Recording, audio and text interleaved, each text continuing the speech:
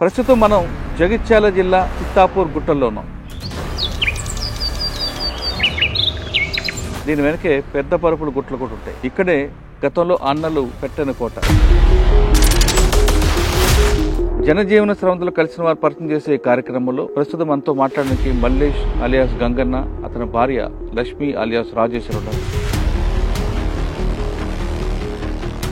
తూరుపు కనుమలు మబ్బులు కమ్మే ఏడున్నాడమ్మో మా సక్కని వీరుడు సంతోషం, ఏడున్నాడమ్మో మా విప్లవ వీరుడు సంతోషం, ఆకాశాన రెపరెపలాడే జెండావై నాడో ఈ అతుకుల గతుకుల బ్రతుకులకు.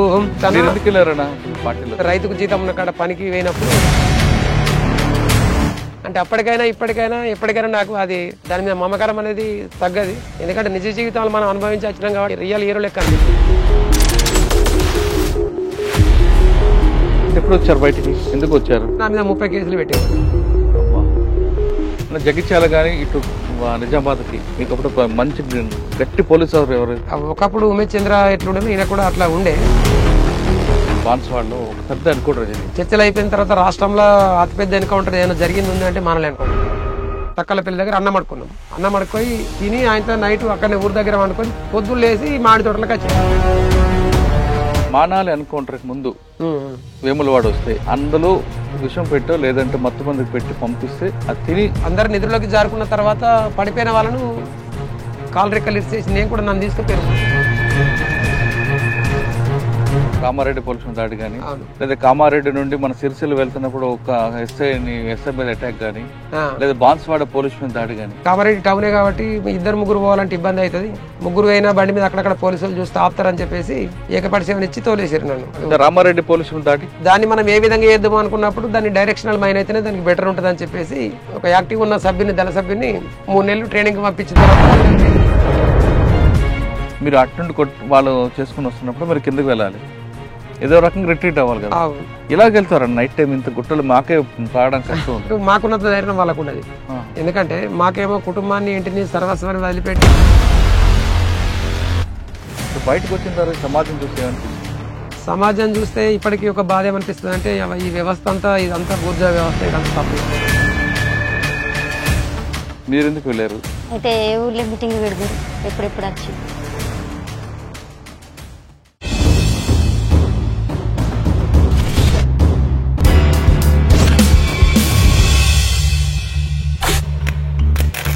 Welcome to crime confessions.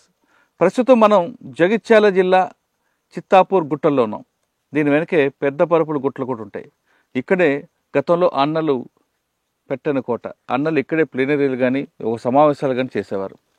ఇప్పుడు మనం ఇక్కడ జనజీవన స్రవంతులు కలిసిన వారు పరిచయం చేసే ఈ కార్యక్రమంలో ప్రస్తుతం మనతో మాట్లాడడానికి మల్లేష్ అలియాస్ గంగన్న, అతని భార్య లక్ష్మి అలియాస్ రాజేశ్వరి ఉన్నారు. వీళ్ళు మెట్పల్లి దగ్గర నుండి గతంలో పార్టీలోకి వెళ్ళి దాదాపు 8 సంవత్సరాల పార్టీలో పనిచేసి తర్వాత బయటకు వచ్చారు. వీళ్ళు ఎందుకు వెళ్ళారు, ఎందుకు వచ్చారు, వెళ్ళిన తర్వాత అక్కడ పార్టీలో ప్రజల కోసం ఏం చేశారనే విషయాల్ని ప్రస్తుతం గతంలో అన్నలు ఉన్న పెట్టని కోటైన ఈ గుట్టల్లోంచి వాళ్ళని అడుగుతాము. అన్న నమస్తే, అక్క నమస్తే. అక్క ఒకప్పుడు ఈ గుట్టలు అంటే పోలీసులు కూడా భయపడేవారు. ఈ గుట్టలు ఎందుకంటే పైన మీరుండేవారు, కింద పోలీసులు ఉండేవారు. ఈ గుట్టలు ఎక్కడం కూడా మీకు సులువు కానీ పోలీసులకు కష్టంగా ఉండేది. వాళ్ళ కింద కనబడితే చాలా మీరు ఫైరింగ్ చేసేవారు. అక్కడ నుండి అటు మీరు పారిపోయేవారు.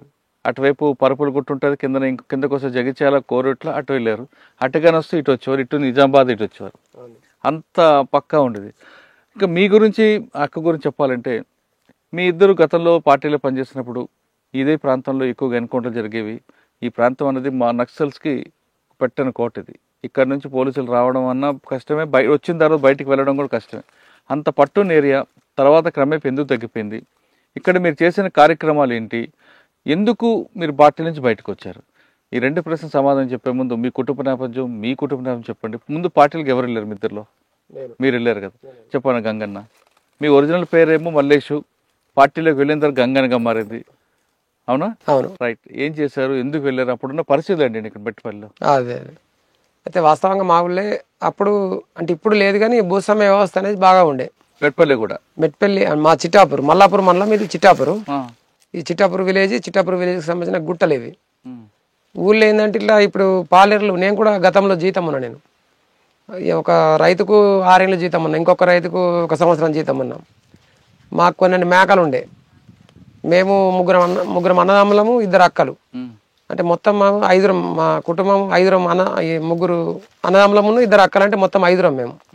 సాలిసాలని పరిస్థితి, జీతం ఉన్నాం. జీతం ఉన్న కాడ ఇప్పుడు అప్పుడు ఏంటంటే ఈ రైతు కూలి సంఘాలు ఏర్పాటు చేద్దరు. దళం వచ్చి రాత్రిపూట మీటింగ్ పెట్టి అంత ముందు ఒకసారి రౌండ్ వేసేద్దరు.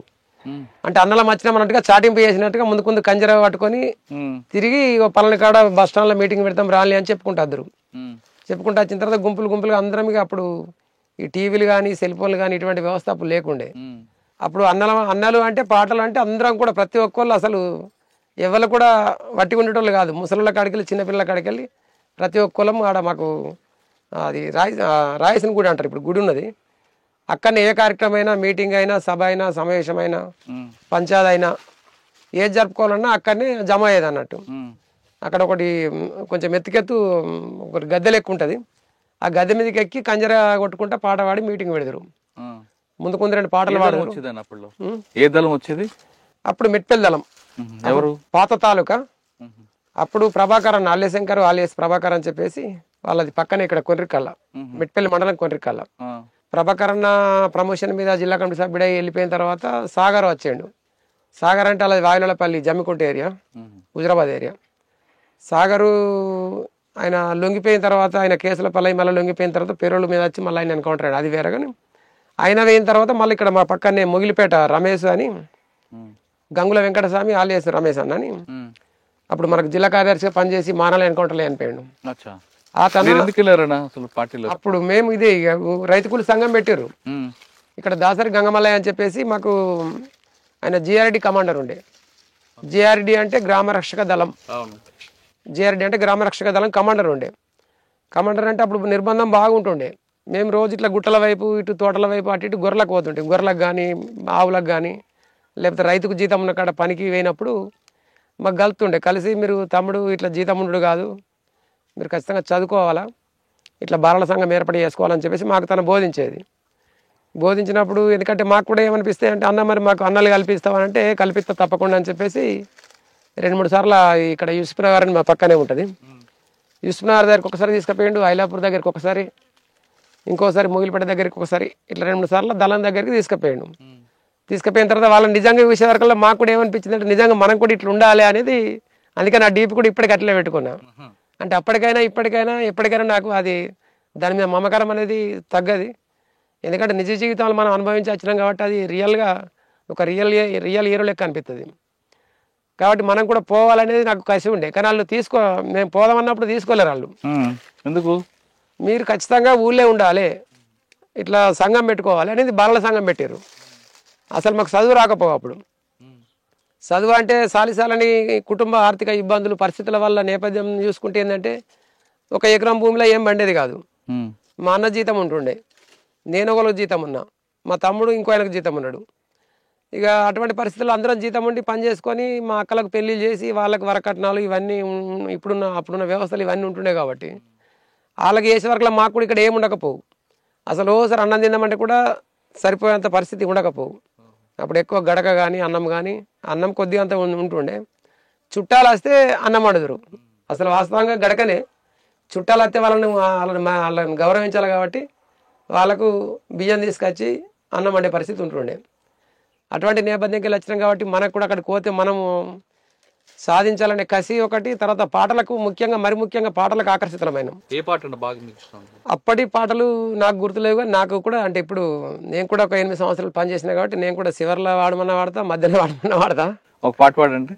తూర్పు కనుమల్లో సూర్యుడు ఉదయించే, అల్లమ్మనోరుడు తూర్పు కోటలో ఉదయించే, అల్లమ్మనోరుడు తూర్పు కోటలో ఉదయించే, ఓరు గల్లులో విద్యార్థుద్యమ నాయకుడవై వెలిగినవన్నా, అన్నగాళ్ళను హత్యలు చేసి ఉద్యమాన్ని ఆపుతామంటూ కలలు గన్న శత్రు ఎత్తుల సిత్తు జయ గదిలినావే సిత్తు జయ గదిలినావే ఓరు గల్లు పట్టనార్గనేజరై ప్రజలల్లో నువ్వు కలిసి నావే తూర్పు కర్మల్లో సూర్యుడు ఉదయించే అల్లమ్మనోహరుడు తూర్పు కోటలో ఉదయించే అల్లమ్మనోహరుడు తూర్పు కోటలో ఉదయించే పోలీసు బుద్ధులు అర్థం గాని కుటుంబ సభ్యులు నిన్ను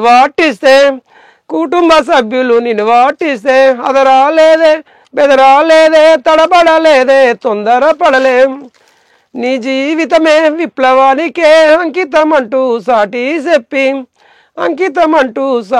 చెప్పి రైతు కూలి మహాసభకు అశోకన్నై తిరిగొచ్చినవే తూర్పు కనుమల్లో సూర్యుడు ఉదయించే అల్లమ్మనోహరుడు తూర్పు కోటలో ఉదయించే.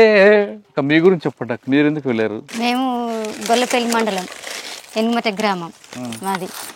మేము ముగ్గురం, ఒక తమ్ముడు చెల్లి, నేను పెద్ద నేనే వాళ్ళిద్దరికంటే. అయితే ఊళ్ళో మీటింగ్ పెడతారు, ఎప్పుడెప్పుడు వచ్చి ఊళ్ళో మీటింగ్ పెట్టి భూస్వాముల దగ్గర బియ్యం తీసి ఊళ్ళోనే వంచిళ్ళు. మా ఊళ్ళోనే వంచితే ఒక అన్న ఉండే బుగ్గరెడ్డి అని, మా ఊళ్ళోకి వెళ్ళి పోయిండు బుగ్గరెడ్డి అన్న. ఇక అన్న ఎప్పుడు అక్క నువ్వు రావాలంటుండే.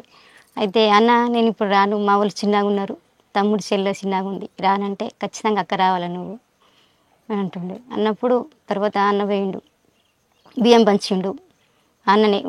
అదే ఊళ్ళే బియ్యం తీసుకున్నాడు, బియ్యం పంచిండు అన్ననే. ఎప్పుడెప్పుడు అన్నం తీసుకుపోయేదాన్ని, ఇక నాకు ఎందుకంటే నేను అత్త అంటే ఏమంటారు, మా అక్క నువ్వు కొద్దిగా పని చేయాలి ఉండి అంటే నాకు పోస్టర్లు ఇచ్చేది, బ్యానర్లు కట్టిన పోస్టర్లు వేసిన. తర్వాత ఇక వెనకసిరి అక్క ఇక ఎందుకంటే నువ్వు ఊళ్ళో ఉంటే ఇప్పుడు మంచిగా లేదు, ఇక రా అంటే ఇక వెళ్ళినావు. అప్పుడు ఎంత వయసు అమ్మా నీకు? ఇప్పుడు వయసు 18 సంవత్సరాలు ఉంటుంది కావచ్చు. ఏ దళంలోకి వెళ్ళారు? మీ బాధ్యత ఎవరు అప్పుడు? అప్పుడు భూపుతన్న మలయాళ దళం భూపుతన్న. అన్న మరి మీ ఇద్దరు ఎప్పుడు కలిసారు? నేను జైచాల ఎల్జీఎస్ కమాండర్ ఉన్నా. నేను జైచాల ఎల్జీఎస్ కమాండర్ ఉన్నప్పుడు మా పక్కనే మలయాళ దళం, జైచాల మలయాళ పక్కనే ఉంటది. అప్పుడు పాత తాలూకాలు. ఇక్కడ మెట్టిపల్లి దళం, ఇది మెట్టిపల్లి దళం దాడితే జైచాల దళం, జైచాల దాడితే మలయాళ దాడితే మళ్ళీ మనకు హుస్నాబాద్, హుజరాబాద్, మంతిని, పెద్దపల్లి, ఈ 7 దళాలు ఉంటుండే అప్పుడు మనకు పాత ఉమ్మడి కరీంనగర్ జిల్లాలో. మాకు మలయాళ దళంకును జైచాల దళం ఎల్జీఎస్ దళాలు వచ్చినాయి. అప్పుడు అంతకుముందే పెద్ద దళాలు ఉన్నప్పుడు ఏరియా కమిటీ సెక్రటరీ ఉంటుండే, 2 సభ్యులు ఉందరు, 3 కమిటీ ఉంటుండే. నెక్స్ట్ ఏమైందంటే ఆర్గనైజేషన్ రీత్యా మనం ఇట్లా వికేంద్రీకరించాలనే దాంట్లో భాగంగా ఎల్జీఎస్ దళాలు ఏర్పాటు చేశారు. ఎల్జీఎస్ దళాలు అంటే ఎల్జీఎస్ దళాలకు కమాండర్లు ఉంటారు. ఎల్జీఎస్ దళం కమాండరు ఈ ఎల్జీఎస్ ఆ ఎల్జీఎస్ మీద ఒక సెక్రటరీ ఉంటాడు. ఈ 3 మళ్ళీ కమిటీ, ఈ ఏరియా కమిటీ సెక్రటరీ అనేది 2 దళాలని కోఆర్డినేషన్ చేయాలి. మాకు అప్పుడు గిరి రవి అని చెప్పేసి మంతినేరి ఆయన అలా అప్పుడు జడల నాగరాజు వాళ్ళ అన్నను వాళ్ళ బాబుని ఇద్దరు చంపేసిండు. గిరి రవి అని చెప్పేసి మాకు జైచాల ఈ ఏరియా కమిటీ సెక్రటరీ ఆయన ఉండే. నేను జైచాల ఎల్జీఎస్ దళం, నేను ఈమెనేమో మలయాళ దళంలో సభ్యురాలు. ఇంకొక అర్జున్ అని పీసార్ రమేష్, ఇప్పుడు మీరు ఇంటర్వ్యూ చేశారు ఆయన కూడా, ఆయననేమో మలయాళ దళం కమాండర్ ఉండే, నేనేమో జైచాల దళం కమాండర్. మాకు ఏరియా కమిటీ సెక్రటరీగా గిరి రవి అని చెప్పేసి ఆలియాస్ జనార్దన్ పేరుతోటి ఇక్కడ పనిచేసాడు. ఇక్కడ పనిచేసిన తర్వాత నేను 1 సంవత్సరం ఇక్కడ జైచాల ఎల్జీఎస్ కమాండర్ పనిచేసి ప్రమోషన్ మీద 2 దళాలకు సెక్రటరీగా నిజామాబాద్ జిల్లాకైనా, ఇది బాన్సువాడ, ఎల్లారెడ్డి, కామారెడ్డి, భీమ్గల్ ఇటు కొన్ని సంవత్సరాలు పనిచేసినా మళ్ళీ ఇక్కడికి వెళ్ళి అటుకొని అంటే 4 దళాలకు నేను అప్పుడు కొంచెం మూమెంట్ తగ్గిపోతున్న టైంలో ఇక 4 దళాల బాధ్యతలు నా మీద పడ్డది. అప్పుడు పోలెం సుదర్శన్ రెడ్డి ఆలియస్ ఆర్కే అని చెప్పేసి మొగిలిసర్లా, వరంగల్ ఆర్కే అందరూ. ఆర్కే అంటే మన చర్చలకైనా ఆర్కే కాకుండా ఇక్కడ ఒక ఆర్కే ఉండేది. ఆయన మాకు ఇది మన ఉత్తర తెలంగాణ స్పెషల్ జోనల్ కమిటీ సభ్యునిగా, తర్వాత ఈ జిల్లా కమిటీ సభ్యునిగా, జిల్లా కమిటీ కార్యదర్శిగా ఉండే అప్పుడు ఆయన. 2001 నుంచి 2003 వరకు ఆయనే ఉండే మాకు. అన్న మీరు పనిచేస్తున్న టైంలో బాన్స్వాడ, వర్ని ఇవన్నీ తిరిగారు మీరు. అక్కడ చేసిన కార్యం గాంధారి, ఆ తర్వాత గండి, ఇవన్నీ మీకు పెట్లం అన్ని వరకు వచ్చేవారు. పెట్లం వరకు వచ్చేవారు అనుకుంటా. పిట్లం తిరిగినాం. పిట్లం దగ్గర మనము అది ఒకటి ఊరు ఉంది పొలకంపేట. పొలకంపేట మాకు ఎక్కువ ఉండే. మీ ప్రాంతం అంతా అర్థమవుతుంది నాకు. పిట్లం, అటు కోటపల్లి, కోటేడు ఇవన్నీ ఉన్నాయి కదా. అవును. మీరు ఈ ప్రాంతంలో తిరిగినప్పుడు ప్రజలకు ఏం చేశారు మీరు? ప్రజలకు ముఖ్యంగా అప్పటికి నిర్బంధం అనేది బాగా అయింది. అంటే మనకు ఉన్న పరిచయస్తుల్ని మిలిటెంట్ని కానీ సానుభూతి పర్ల కానీ పిలుచుకొని లీగల్ అంటే మనకు ఎక్కడికైనా అసలు ఈ సెల్ ఫోన్ వ్యవస్థ అనేది అభివృద్ధి అవుతుంది కాబట్టి ఆ టైంలో మనము ఏ కొద్దిగా మనం మీటింగ్ పెడదామన్నా మనకు పెట్టని పరిస్థితి ఉంటుండే వాస్తవంగా. కామారెడ్డి ఏరియాలో మన గాయత్రి షుగర్ ఫ్యాక్టరీ ఉంది కాబట్టి జంగల్ కూడా అక్కడ తక్కనే, ఏది నిజామాబాద్ జిల్లా కామారెడ్డి ఏరియాలో. కాబట్టి చెరుకులలో ఎక్కువ ఉండేది. మేము చెరుకులలో ఉండి నైట్ పూట సాయంత్రం పూట ఊరి దగ్గరకు పోయి మనకు పరిచయం ఉన్నటువంటి వాళ్ళని పిలుచుకొని ఏమన్నా ఇప్పుడు మహిళల సమస్యలు కానీ, వరకట్నం సమస్య కానీ, లేకపోతే భార్య భర్తలు విడాకుల సమస్యలు కానీ, లేకపోతే ఎవరన్నా వేధింపుల ఇది మన భూస్వాములు పెత్తందారులు ఉన్నటువంటి వాళ్ళని హెచ్చరించే అటువంటిది కానీ, ముఖ్యంగా మనకు గాయత్రి షుగర్ ఫ్యాక్టరీ ఉండే కాబట్టి దాని మీద మేము అంటే ఎప్పటికప్పుడు రేట్లు పెంచాలనే విషయంలో అది చేస్తుంటే. ఇంకోటి కామారెడ్డి కళ్ళు డిపో ఉంటుండే, వాళ్ళని కూడా వాళ్ళకు ఈ కల్తీ కళ్ళు కాకుండా నాణ్యమైన కళ్ళు అందించాలని చెప్పేసి, తర్వాత వాళ్ళకు ఈ కళ్ళు సేకరించే సందర్భంగా వాళ్ళకి సరైన రేట్లు ఇస్తలేరని చెప్పేసి దాని మీద కూడా మేము పిలుచుకొని మాట్లాడుతుంటే. కానీ మీరు పని చేస్తున్న టైంలోనే కామారెడ్డి పొల్యూషన్ దాడి కానీ, లేదా కామారెడ్డి నుండి మన సిరిసిల్ల వెళ్తున్నప్పుడు ఒక ఎస్ఐ మీద అటాక్ కానీ, లేదా బాన్స్వాడ పొల్యూషన్ దాడి కానీ, ఈ మూడు మీరు ఉన్నారా? నేను 2001 నుంచి 2003 వరకు, అంటే 2001 ప్రారంభం నుంచి 2003 ఏప్రిల్ 25 తారీఖు దాకా నేను పార్టీలో ఉన్నా. కామారెడ్డి అది బాన్స్వాడ కామారెడ్డి ఎల్లారెడ్డి భీమ్గల్ ఆ ఏరియాలో పనిచేసిన. ఆ టైంలో మేము చేసింది ఏంటంటే కామారెడ్డిలో నేను ఒక్కొనే పోయాను. ఏది మన పెంటయ్య అని ఐడిపాటి కానిస్టేబుల్ ఉండే, ఐడిపాటి కానిస్టేబుల్ పెంటయ్య మాకు సానుభూతి పరుడు బైక్ మీద తీసుకుపోయాడు. ఏకపాటి సేవ మా అప్పుడు పోలీస్ సుదర్శన్ రెడ్డి మాకు ఏ రకం మన జిల్లా కార్యదర్శి ఉండే కాబట్టి అది కామారెడ్డి టౌనే కాబట్టి 2-3 పోవాలంటే ఇబ్బంది అవుతుంది. 3 అయినా బండి మీద అక్కడక్కడ పోలీసులు చూస్తే ఆపుతారని చెప్పేసి ఏకపాటి సేవని ఇచ్చి తోలేసారు నన్ను. తోలేస్తే నేను పోయి ఇల్లు చూపెట్టిండు. ఇల్లు చూపెట్టిన తర్వాత అది తీస్తే అది పటాకి వేసేది ఉన్నది వెళ్ళలేదు అడక్కన. వెళ్ళకపోగానే ఆయన అలర్ట్ అయ్యండి. ఎవరంటే మేమే, నేను పెంటయ్య మీతో మాట్లాడింది సార్, పెంటనా సార్ అని ఇట్లా మేము పిలుచుకునే వరకు ఆయన అప్పటికే బూలు పడి భయపడి ఆయనతో పోయి బాత్రూంలో దాక్కున్నాడు. దానికి వెళ్ళకపోగానే దాని మీకు దుంకి ఆయనతో పోయి ఇల్లంతా లింక్ అటు ఇటు చేస్తే ఎక్కడ కనిపించలేడు. ఆ డోర్ వేసుకున్నారు. 2-3 కాల్పులు జరిపి ఆయనతో 5-10 నిమిషాల కథం పోలీస్ జీప్ సైరన్ మోకుంటూ వస్తుంది. వెంటనే మళ్ళా బండి స్టార్ట్ మీద ఉంచిండు ఆయన, ఏది మమ్మల్ని తోకపేరు అయినా 2-వీలర్ బైక్ మీద స్టార్ట్ మీద నుంచి ఆయన వెంటనే మళ్ళీ రిటైర్డ్ అయ్యి వెళ్ళి రావడం జరిగింది. ఆయన తప్పించుకున్నాడు. ఆ విధంగా ఆయన తప్పించుకున్నాడు. కానీ గంభీరావుపేట కూడా అటాక్ అయింది కదా. గంభీరావుపేట అటాక్ అంటే సిరిసిల్ల దళం మీది కదా? సిరిసిల్ల దళం అది మాది కాదు, సిరిసిల్ల దళం. మీరు యాక్షన్ టేబుల్ ఉండి చాలా యాక్టివ్గా ఉండేవారు కదా అప్పుడు. కామారెడ్డి రామారెడ్డిలో ఒకరిని గొంతు కూడా కోసినట్లున్నారు. ఏం లేదన్న, అటువంటిది అయితే మాత్రం చేయలేము. నేను వాస్తవంగా నాకు యాక్షన్ టీం కంటే కూడా నాకు ఆర్గనైజేషన్ బాధ్యతలు ఎక్కువ ఉండే. 2 దళాలని కోఆర్డినేషన్ చేయడం కానీ ఎక్కువ 2 దళాలు మాకు. రామారెడ్డి పోలీస్ స్టేషన్ దాడి మీద మనకు గాజర్ల సారయ్య ఆలియస్ ఆజాద్ అని చెప్పేసి అప్పుడు తన జిల్లా కార్యదర్శి రవి వల్ల అది అశోక్ వాళ్ళ అన్న, రవి కానీ అశోక్ వాళ్ళు ముగ్గురు కదా. అవును. అతను మాకు జిల్లా కార్యదర్శి ఉన్నాడు. అప్పుడు జిల్లా కార్యదర్శి ఉన్నప్పుడు తన నాయకత్వంలో ప్లాన్ చేసినాం. అది ప్లాన్ చేసి మనము ఈ డైరెక్షనల్ మైన్ పెట్టాలనుకున్నాం సార్. ఏది రామారెడ్డి అది పోలీస్ స్టేషన్ కాదు, అది వాస్తవంగా అవుట్ పోస్ట్. అది దాని మీద దాడి చేయాలని చెప్పేసి ఫస్ట్ రెక్కి చేసినాం.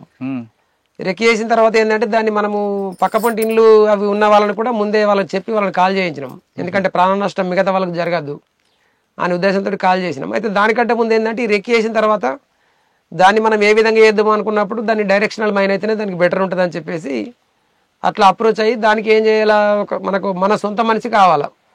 డైరెక్షనల్ మైన్ అంటే ఒకటి వ్యాన్ అన్న ఏదైనా ఒక వెహికల్ తీసుకుపోయి దాంట్లో పెట్టి అది అట్లా అటువైపు పెట్టిన తర్వాత రిమోట్ తోటి మనం ఆపరేట్ చేస్తాం. దానికోసం మన మనిషే కావాలి. ఇప్పుడు వేరే మనిషిని తీసుకొచ్చి కూలి అయినా తీసుకొచ్చి నువ్వు ఇట్లా పెట్టమంటే పెట్టాడు కాబట్టి ఒక మనిషిని 3 నెలలు ట్రైనింగ్ పంపించినాం. 3 నెలలు ట్రైనింగ్. అది ఎక్కడ తీసుకున్నారు?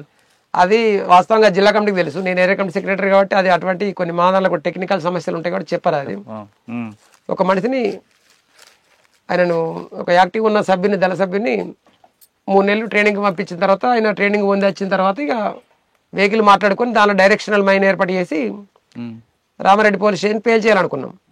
ఈ పేల్ చేసే కంటే ముందు సదాశివనగర్ నుంచి ఒక రోడ్ వస్తుంది, అవును. దాన్ని బ్లాక్ చేయాలా. కామారెడ్డికి వెళ్ళి ఒక రోడ్ వస్తుంది, దాన్ని బ్లాక్ చేయాలా. ఇక్కడికి వెళ్ళి మాచారెడ్డికి వెళ్ళి ఒక రోడ్ వస్తుంది, దీన్ని బ్లాక్ చేయాలా.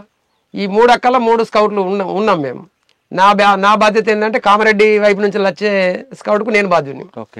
ముగ్గురు ఒక టీం, నాకు టీం ఇచ్చారు.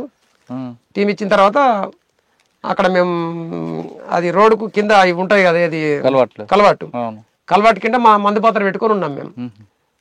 అంటే అదనపు బలగాలు రాకుండా నివారించడం కోసం దీన్ని దాడిని సక్సెస్ చేసుకొని ఆయుధాలు తీసుకొని పోవాలి. అంటే మా ఉద్దేశం అప్పుడైనా ఇప్పుడైనా వాళ్ళు కూడా పోలీసులు కూడా చాలా మంది కింది స్థాయికి వెళ్ళి ఉన్నటువంటి వాళ్ళని చంపాలని ఉద్దేశం కాదు. మనం డైరెక్షనల్ మైన్ వేల్చిన తర్వాత ఆయుధాలు సీజ్ చేసుకుని వెళ్ళిపోవాలని చెప్పేసి పర్స్పెక్టివ్. ఆ ఉద్దేశంలో భాగంగానే మాకు అప్పుడు వాకిటాకీలు ఉండే. అప్పుడు ఈ కొద్దిగా టెక్నాలజీ పెరిగింది, ముందు లేకుండే కానీ అప్పటికి వాకిటాకీలు వచ్చినాయి. ఈ 3 స్కౌట్లకు 3 వాకిటాకీలు ఇచ్చారు. నేనేమో కామారెడ్డి వైపు నుంచి వచ్చేదానికి నేనున్నా. ఇక మాచారెడ్డి మనకి ఇక్కడ సదాశివనగర్కి వచ్చేది ఇంకో టీం ఉన్నది, మాచారెడ్డికి వెళ్ళి వచ్చేది ఇంకో టీం. ఇది రామారెడ్డి అనేది మధ్యన ఉంటుంది. దాన్ని చేసిన తర్వాత అది ఆయన వెహికల్ వచ్చి అక్కడ ఆపంగానే ఎట్లయినా వాళ్ళు ఎవరెవరు ఎందుకు ఆపుతారు బండి ఏదని వాళ్ళు పోలీసులు కీకలేస్తారు. కీకలేసినప్పుడు ఇక దిగి వెళ్ళి రావాలా. వెళ్ళి వచ్చినప్పుడు వాళ్ళు కాల్పులు జరిపితే చనిపోతారు కాబట్టి మనల్ని కూడా వెనక బందుకుండి వీళ్ళు కాల్పులు జరుపుతారు. ఆయన రక్షించడం కోసం వీళ్ళు కాల్పులు జరపాలి, అది ప్లాన్. కాల్పులు జరిపి ఆయన దిగే టైంలో ఆయన పోలీసులు ఎవరు బండి ఎందుకు వెళ్తున్నారు, అరే ఎవరు తీర లొల్లి పెట్టారు. వాళ్ళు లొల్లి పెట్టిన తర్వాత దిగి ఆయనతో ఇటు ఊరికి వచ్చే టైంలో వాళ్ళు కాల్పులు జరిపారు, మనల్ని కూడా కాల్పులు జరిపారు. కాల్పులు జరిపిన బండి మనం అనుకున్న కరెక్ట్ దానికి ఏ పొజిషన్ లో అయితే పెట్టాలో కొద్దిగా ముందరికి అయింది. అది బండి ముందరికి అయిన తర్వాత మనోడు మన దగ్గరికి వచ్చిన తర్వాత ఆపరేట్ చేస్తే అది మొత్తం అది బ్లాస్ట్ కాలేదు. బ్లాస్ట్ కాకుండా కొద్దిగా ఒక మూల ధ్వంసమైంది. ఇక లొల్లి కీకలేసుడు చేసుడు వాళ్ళు కాల్పులు జరిపిర్రు. అది సక్సెస్ అయ్యి ముందుకు మొత్తం ధ్వంసం అయితే మనం కాల్పులు జరుపుకుంటే వెంటనే పోయి అక్కడ ఉన్న టీము ఆజాదన నాయకత్వంలో ఉన్న టీం పోయి మొత్తం కాల్పులు జరిపి ఆయుధాలు సీజ్ చేసుకోవాలి వాస్తవంగా. తర్వాత ఇక వాకిటాకిలలో అది దాడి పేలైంది రమ్మని చెప్పేసి మాకు కవర్ చేశారు. కవర్ చేసిన తర్వాత మేము ఇక మళ్ళీ దీన్ని అంటే మాకు ఎవరైనా కానీ దాడి పేలైనా మనం అవసరం ఉంటేనే పోలీసులు వచ్చిన పేల్చాలి, మనకు ఇది మందుగుండు సామాగ్రి అనేది దొరకదు, దాన్ని తీసుకురమ్మని చెప్పారు.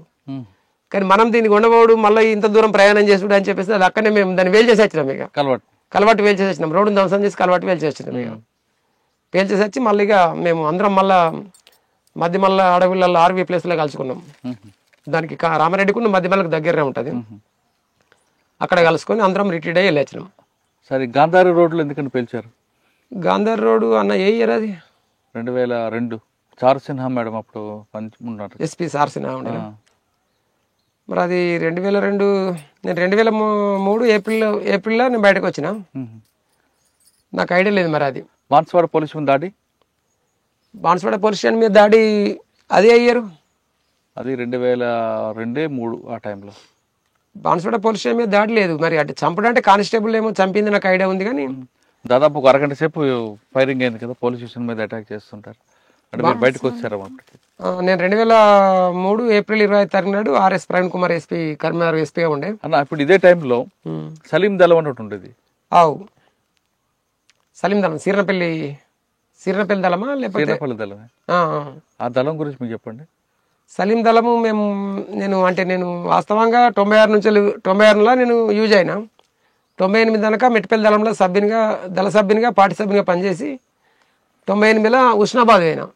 ఉస్నాబాద్ ఏరియా కమిటీ సభ్యునిగా అక్కడ పోయినా. అక్కడ పోయినప్పుడు మాకు తోకల రాయమల్లు ఆలియస్ పోచమలయ అని చెప్పేసి ఆయనది హుజరాబాద్ దగ్గర మాణిక్యపూర్ ఆయన ఉండే. మాకు దమన్నపేట, మాణిక్యపూర్ దగ్గర దమన్నపేట ఉంటుంది. ఇక 99 నుంచి మళ్ళీ 2000 సంవత్సరం దాకా నేను జైచాల్ ఏరియా కమిటీ ఎల్జిఎస్ కమాండర్గా పనిచేసిన. ఇక్కడికి వెళ్ళి ఇక మళ్ళీ నేను 2000 సంవత్సరం నుంచి 2002 మొత్తం పూర్తి చేసుకొని 2003 ఏప్రిల్ 25 దాకా నిజామాబాద్ జిల్లాకి ఆర్గనైజేషన్ రీత్యా. నిజామాబాద్ జిల్లాలో పోలీస్ స్టేషన్ పక్కన వాటర్ ట్యాంక్ పేల్చాలనుకున్నారు, ఎందుకు? ఏమో మరి. అది పోలీస్ స్టేషన్ పక్కన వాటర్ ట్యాంక్ నిజామాబాద్ జిల్లాలో ఎక్కడ? నిజామాబాద్ టౌన్లోనా? టౌన్లో వాస్తవంగా అప్పుడు మనకు అంటే సిటీ ఆర్గనైజర్ ఉండే సుధీర్ అని చెప్పేసి. సుధీర్ అలా ఇక్కడనే మనకు దీన్ని ఏమంటాం, ఇక్కడ మనం ఇక్కడనే ఉంది మండలి, ఏది మోర్తాడు పక్కనే వాళ్ళది విలేజ్ ఉంటది. వాటర్ ట్యాంక్ పేల్చితే కింద ప్రజలందరికీ ఇబ్బందిగా అవుతుంది కదా. లేదు అటువంటిది అయితే ముందు ఇప్పుడు ఇంతకుముందు బస్సులు ధ్వంసం చేసినప్పుడు ప్రజల నుంచి వ్యతిరేకత వచ్చింది కాబట్టి అది కరెక్ట్ కాదని చెప్పేసి మీరు నిర్ణయించుకున్నాము. మరి వాటర్ ట్యాంక్ పేల్చాలని కాదు కానీ ఇప్పుడు సుధీర్ ఏంటైనా ఎన్కౌంటర్ జరిగిండు, అదే హౌసింగ్ బోర్డు కాలనీ ఎన్కౌంటర్ అయింది కదా. అదే దానికి నిరసనగా ఏదైనా ఒకటి చేయాలని చెప్పేసి అట్లా గిట్ట ఉండొచ్చు. కానీ ఇంకా వాటర్ ట్యాంక్ మనకు అది ఏ రీతి చూసినా మనకు అది పార్టీ సిద్ధాంతానికి అయితే కరెక్ట్ కాదు. అది నిజామాబాద్లో చేసిన మీద ఇంకా యాక్షన్ చెప్పండి. నిజామాబాద్లో యాక్షన్స్ అది ఆర్గనైజేషన్ వాళ్ళకు సివిల్ ఆర్గనైజేషన్ ఉంటుండే. నిజామాబాద్ ఆయన సుధీర్ ఉన్నప్పుడు యాక్టివ్ ఉంటుండే. సుధీర్ చనిపోయిందంటే కొంచెం స్తబ్దత అయిపోయింది. అప్పటికి మనకు 2001-2 నుంచి నిర్బంధం బాగా అయిపోయింది. అప్పటికి కోటగిరి ఆ ప్రాంతంలో రైతు నగర్, కోటగిరి, శ్రీనగర్ ఈ ప్రాంతంలో కాంట్రాక్టులు బెదిరించడం, డబ్బులు తీసుకోవడం చేసేవారని ఉంది, ఒక ఆరోపణ ఉంది. అది మాకు ఆయన దయానంద్ అని చెప్పేసి ఇప్పటికి కామారెడ్డిలో ఉంటాడు. ఆయన ఏరియా వాస్తవంగా ఆయన లొంగిపోయిన తర్వాత మేము పోయినాం కానీ తక్కువ, మేము బాన్సువాడ కానీ ఎల్లారెడ్డి దళాలకు జంగల్కే పరిమితమైన తప్ప మేము ఆ పరిస్థితి అసలు డబ్బుల గురించి మాకు అసలు ఇంకోళ్ళు బెదిరియాల్సిన అవసరం మాకు లేదు వాస్తవంగా చెప్పాలంటే. డబ్బులు ఎందుకంటే ఇలా గాయత్రి షుగర్ ఫ్యాక్టరీ కానీ ఇలా కల్లు డిపో కానీ ఇవాళ అడిగినా ఒక లెటర్ రాస్తే తీసుకొచ్చి ఇచ్చే పరిస్థితి ఉంటుండే పార్టీ బలం ఉన్నప్పుడు. పార్టీ బలహీనంగా ఉన్నప్పటికైనా డబ్బుల గురించి మాత్రం పార్టీకి ఒక కోట ఉంటుంది. ఆ కోట మేరకే యూజ్ చేసుకున్నాడు. దానికి మళ్ళీ అకౌంట్ సీట్ ఉంటుంది, 1 year అకౌంట్ సీట్ తయారు చేసి పంపించడం ఉంటుంది. దాంట్లో ఏమన్నా ఆర్థిక క్రమశిక్షణకు పాల్పడ్డప్పటికీ అటువంటి ఏమైనా ఉంటే ఈ ప్రమోషన్ కానీ డిమోషన్ కానీ దాంట్లో ఉంటుంది. ఏమైనా ఆర్థిక క్రమశిక్షణ చేసి డబ్బులు దుర్వినియోగం చేసి ఇటువంటి ఏమైనా బెదిరించారు అంటే అది ఎవరి మీద అయినా, అది సెంట్రల్ కమిటీ సభ్యుడైనా, రాష్ట్ర కమిటీ సభ్యుడైనా, స్టేట్ కమిటీ ఎవరైనా కానీ ప్రతి ఒక్కరి మీద చర్యలు ఉంటాయి. అది బాన్స్వాడలో చేయలేదు కానీ కొంతవరకు చేశారు. అక్కడ పోచారం శ్రీనివాసరెడ్డి కానీ గతంలో ఉన్న ఎస్వీఎల్ నరసింహరావు ఒక ఎమ్మెల్యే ఉండేవారు, వాళ్ళు ఎప్పుడు ఎదురుపడ్డారు మీకు? మాకు పోచారం శ్రీనివాసరెడ్డి ఉన్నప్పుడు మండ వెంకటేశ్వరరావు వాళ్ళిద్దరు అప్పుడు టీడీపీలో ఉండే. ఎస్వీఎల్ నరసింహరావు ఒక ఎమ్మెల్యే కూడా ఉండేవారు కదా బాన్స్వాడకి. ఏమో అయినా తెలియదు. కానీ మాకు ఇక్కడ సభ్యురాలి అయితే కామారెడ్డి ఏరియాలో సభ్యురాలి అని ఒక దళ సభ్యుడు సతీష్ అని చెప్పేసి ఆయన వెళ్ళిపోయిన తర్వాత ఆయన బెదిరించి డబ్బులు తీసుకున్నట్టుగా తెలుసు. కానీ అది పార్టీకి సంబంధం లేదు. ఎందుకంటే ఆయన బయటకు వెళ్ళిపోయిన తర్వాత ఆయన వ్యక్తిగతంగా బెదిరించి తీసుకున్నట్టు తెలుసు. కానీ పార్టీ పరంగా మాత్రం ఎక్కడ కూడా అటువంటి బెదిరించడం అనేది అయితే ఎక్కడ ఉండదు నాకు తెలిసినంత వరకు. అంటే బయటకు వచ్చిన తర్వాత బెదిరించి డబ్బులు వసూలు చేసే వాళ్ళు ఉంటారు, చెట్టు పేరు చెప్పి కాయలు అమ్ముకుంటారు అన్నట్టు అట్లా ఉంటారు. కానీ మేమైతే అటువంటి పరిస్థితి మాకు ఎప్పుడు రాలేదు వాస్తవంగా. జగిత్యాల కానీ ఇటు నిజామాబాద్కి మీకు అప్పుడు మంచి గట్టి పోలీసు ఎవరు మాకు ఇక్కడ అప్పుడు మాకు అంటే వాస్తవంగా అప్పుడు నల్లి ప్రభాత్ ఉన్నప్పుడు కొద్దిగా బాగా ఉండి, ఇప్పుడు మల్లన్నపేట ఎన్కౌంటర్ ఆయన ఆయంలో ఉన్నప్పుడు జరిగింది. నల్లి ప్రభాత్ ఉండే, తర్వాత ఎస్పీ బాలసుబ్రహ్మణ్యం ఉండే, అప్పుడు ఏఎస్పీ ఉండే, ఎస్పీ కాదు కానీ జైచాల ఏఎస్పీ ఉండే. ఇక తర్వాత ఆర్ఎస్ ప్రవీణ్ కుమార్ వచ్చినప్పుడు ఇది ఏదో ఆయన ఏదో కార్యక్రమం తీసుకున్నాడు, నాకు ఐడియా వస్తలేదు. కానీ అమ్మ పిలుస్తుంది కాకుండా ఇంకోటి ఏదో జనం కోసం మనమా, మనం కోసం జనమా, లేకపోతే ఏదో ఆపరేషన్ సంజీవనా, ఆపరేషన్ సంజీవన కావచ్చు. ఆ కార్యక్రమంలో ఇబ్బంది పడారా పార్టీకి? అంటే పార్టీకి మొదటి నుంచి వెళ్ళి అంటే ఆర్ఎస్ ప్రవీణ్ కుమార్ యాక్టివ్, అంటే ఆయన ఇదే ఒకప్పుడు ఉమేష్ చంద్ర ఎట్లుండే ఈయన కూడా అట్లా ఉండే. ఆయన కూడా ఒక నిజంగానే చెప్పాలంటే వాస్తవంగా దళిత వర్గం నుంచి వచ్చినాడు. అంటే ప్రభుత్వాల ఆదేశాలు అమలు చేసే తప్ప ఆయనకు వ్యక్తిగతంగా ఎజెండా ఉంటుందా ఉండదో మాకు తెలియదు వాస్తవంగా. కానీ ఆయన అంటే నల్లిని ప్రభాత్ ఏంటంటే బాగా కరడు కట్టిన వ్యక్తిగా ఉండని మా అభిప్రాయం ఉంటుండే. ఆర్ఎస్ ప్రవీణ్ కుమార్ అంటే ఇటువంటి సంస్కరణలు తీసుకొచ్చింది కానీ ఎన్కౌంటర్ల పట్ల అయితే మరి ఎక్కడ ఇంతగానో అంటే సీరియస్ గా చేసినట్టు తెలియదు. అప్పుడు సురేంద్ర బాబు గారు, అనురాధ మేడం గారు పనిచేస్తారు కదా, వాళ్ళ నుంచి మీకు ఏమైనా వచ్చిందా ఇబ్బంది? వాళ్ళు ఉన్నప్పుడు కూడా అంటే నిర్బంధం అనేది ఎప్పుడు దపదపాలుగా పెరుగుతూనే వచ్చింది. నిర్బంధం అనేది ఎప్పుడు అంటే నిర్బంధం పెరిగినప్పుడు కొద్దిగా సెట్ బ్యాక్ అయ్యి మనకు అటు పక్కనే డీకే ఉంది కాబట్టి, దండకరణం ఉంది కాబట్టి అటు దళాలు ఎప్పుడు నాయకత్వాన్ని పంపించుకొని పార్టీని విస్తరించడంలో భాగంగా అట్లా సెట్ బ్యాక్ అయ్యి వెళ్ళిపోయి ఇక్కడ దళాన్ని తక్కువ చేసుకుంటే అటు వెళ్ళిపోయింది. అందుకే ఇలా ఈ పశ్చిమ డివిజన్ అనే నిజామాబాద్ జిల్లాను ఈ కరీంనగర్ జిల్లాను కలుపుకొని పశ్చిమ డివిజన్ ఏర్పాటు చేసింది. అప్పుడు మీరు అదే టైంలో నిజామాబాద్ జిల్లాలో 2 ఎస్పీలు పనిచేశారు, ఆర్పి మీనా, మహేందర్ రెడ్డి గారు. వాళ్ళ టైంలో మీకు నిర్బంధం పెరిగిందా? అండ్ ఆర్పి మీనా టైంలో ఎక్కువ ఎన్కౌంటర్లు ఉన్నాయి కదా. ఆర్పి మీనా అప్పుడు నేను లేను, అప్పటికి అంటే నేను అక్కడ లేను, నిజామాబాద్ జిల్లా లేను. నేను ఉన్నప్పుడు ఈయన ఉండే, ఏది మన ఓఎస్డి విక్రమ్ సింగ్ మాన్ ఉండే. ఓఎస్డి విక్రమ్ సింగ్ మాన్ ఇక్కడ కరీంనగర్లో వేసి అక్కడికి వచ్చింది మళ్ళీ. ఓఎస్డి విక్రమ్ సింగ్ మాన్ ఉండే, ఇంకొక ఆయన పేరు డిహెచ్ చౌహాన్ అని ఉండే. అప్పుడు డిహెచ్ చౌహాన్ నిజామాబాద్ చేయలేదు, ఆయన కరీంనగర్ చేశారు. ఆయన మరి శంకాప్రత బాక్ష ఏదో పేరు బాక్షి ఆయన ఉన్నప్పుడు మేము లొంగిపోయింది. అప్పుడు 2003లో ఆయన ఉండే. అప్పుడు సరేనా, నిజామాబాద్ ఆ ప్రాంతంలో బాన్స్వాడలో ఒక పెద్ద ఎన్కౌంటర్ జరిగింది, సలీం ఎన్కౌంటర్, బాన్స్వాడ దగ్గరలో. దాని గురించి మీకు తెలుసా? అప్పటికి నేను ఉన్నప్పుడు కాదు, అంతకంటే ముందే అది సలీం ఎన్కౌంటరు. కానీ నాకు ఐడియా ఉంది ఏంటంటే మనకు ఈ మన ఐలన్న అని చెప్పేసి జిల్లా కమిటీ సభ్యుడు ఉండే. జిల్లా కమిటీ సభ్యుని ఐలన్నను ఈ భీమగాళ్ళు ఏరియా కమిటీ కార్యదర్శి ఉండే, జిల్లా కమిటీ సభ్యుడు ఉండే. ఆయన ఒకటి రెక్కి కోసము పంపిస్తే ఇక్కడ మన పక్కనే మోర్తాడ్ మండలము అది ఏరుగట్ల ఆయన బద్దం రాజిరెడ్డి అని చెప్పేసి ముందు నుంచి నమ్మకంగా ఉంటుండే మనకు.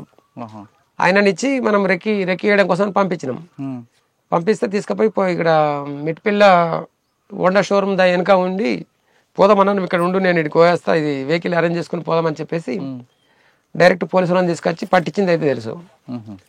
ఇక అతిపెద్ద ఎన్కౌంటర్ అంటే మానల్ ఎన్కౌంటర్. మానల్ ఎన్కౌంటర్ మీరు ఎక్కడ అప్పుడు? మానల్ ఎన్కౌంటర్ నేను బయటకు వచ్చారు. ఆ ఎన్కౌంటర్ గురించి చెప్పండి. మానల్ ఎన్కౌంటర్ వాస్తవంగా చర్చలు అయిపోయిన తర్వాత రాష్ట్రంలో అతిపెద్ద ఎన్కౌంటర్ ఏదైనా జరిగింది ఉంది అంటే మానల్ ఎన్కౌంటర్. అవును.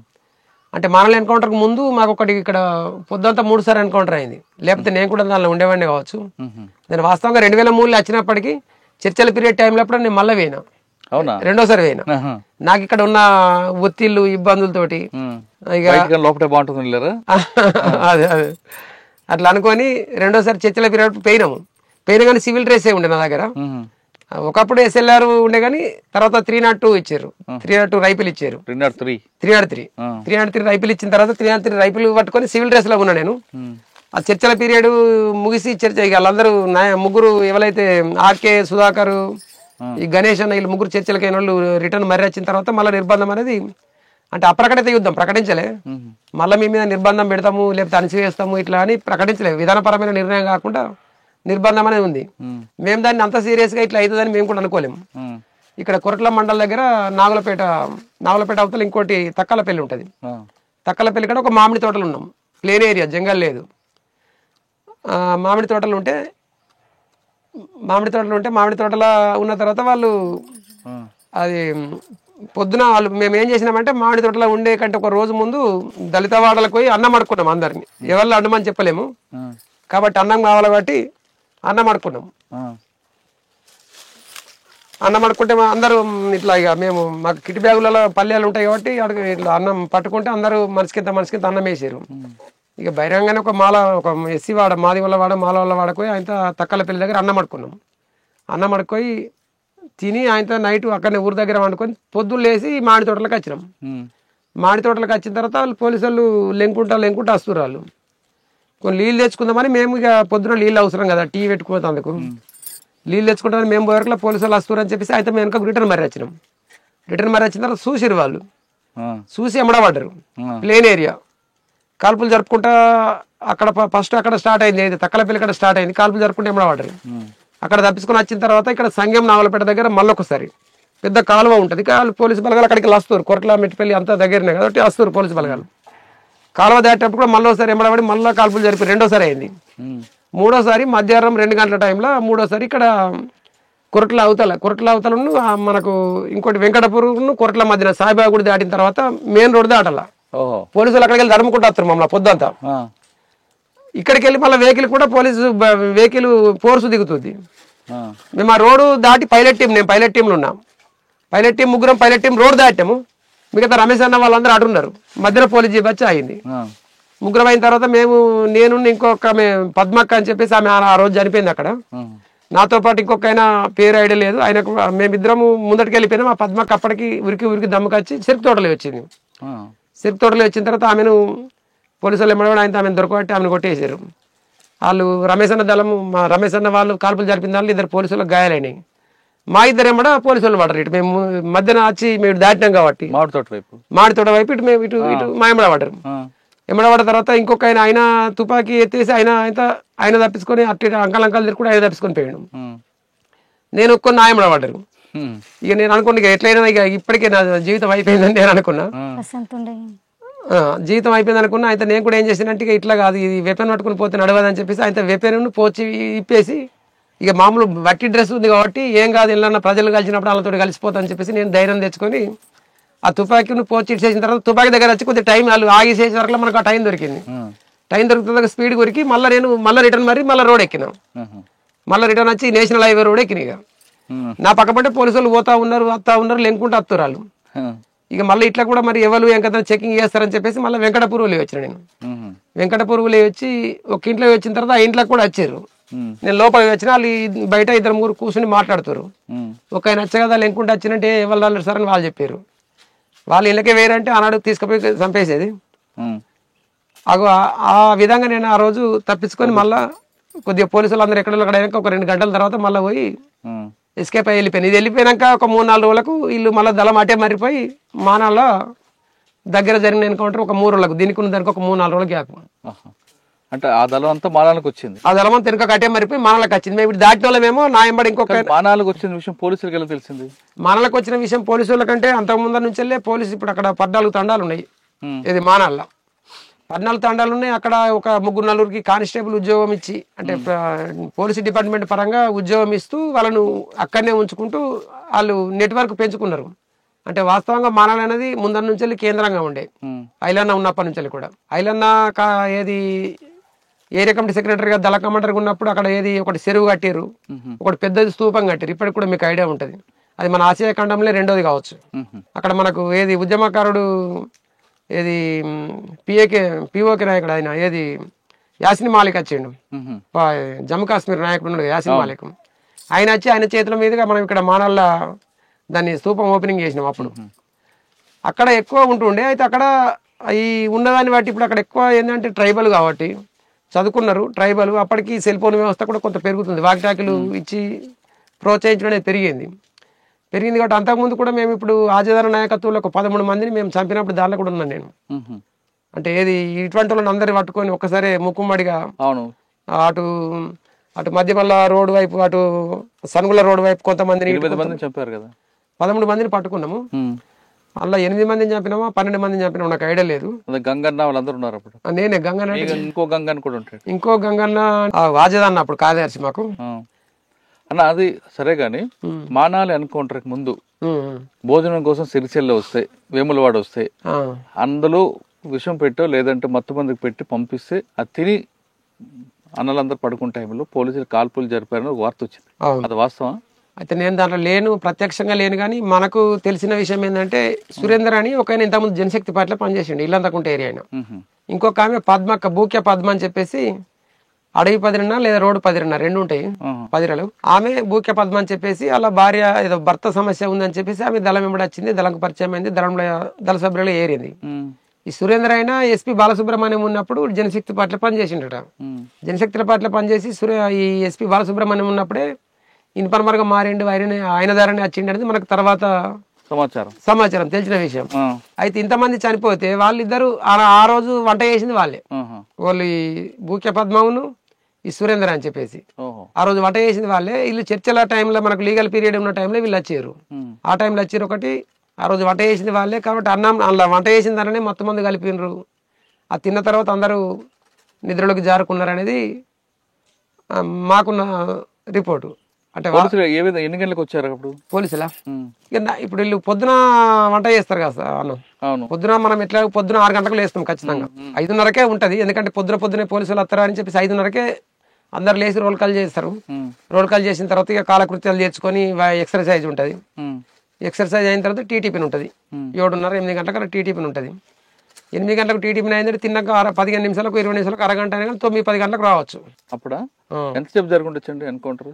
ఎన్కౌంటర్ ఏముందండి, ఇప్పుడు అందరు నిధుల్లోకి జారుకున్న తర్వాత పడిపోయిన వాళ్ళను కాలు రెక్కలు ఇరిసేసి, నేను కూడా నన్ను తీసుకుపోయారు, మృతుల్ని గుర్తింపు పట్టాలని చెప్పేసి తీసుకుపోయారు.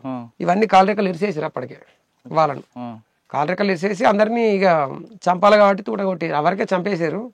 చిత్రహింసలు పెట్టి ఆనాడు 12 మంది అయితే 11 మంది. మరి పెద్ద ఎన్కౌంటర్. అది చర్చలు అయిపోయిన తర్వాత రాష్ట్రంలో జరిగింది ఏదైనా ఉందంటే అది అతి పెద్ద ఎన్కౌంటర్ మానాల ఎన్కౌంటర్. అక్క మీరు చెప్పండి అన్న, 2-3 ఎన్కౌంటర్లు చెప్పారు, ఎలా తప్పించుకున్నారు?